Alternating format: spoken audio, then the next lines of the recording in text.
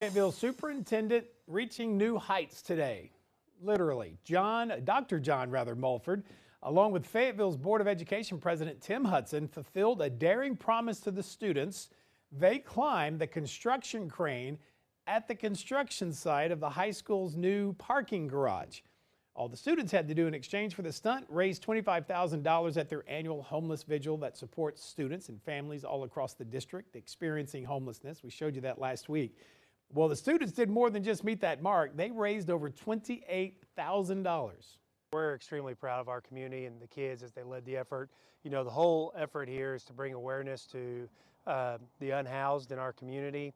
And, you know, at any given time in the district, we may have somewhere between 200 and 300 students that are considered homeless for one reason or another. And so extremely proud of the vision of our kids and the work that they put into this and our community for supporting it. You're never too old to do something young and foolish, and so I guess I'm here for that. But it really was just to provide a little extra kind of PR boost to the effort, to give people one more reason to encourage them to support the program. Young and foolish. Remember the days. The parking deck is expected to be completed in April of 2027.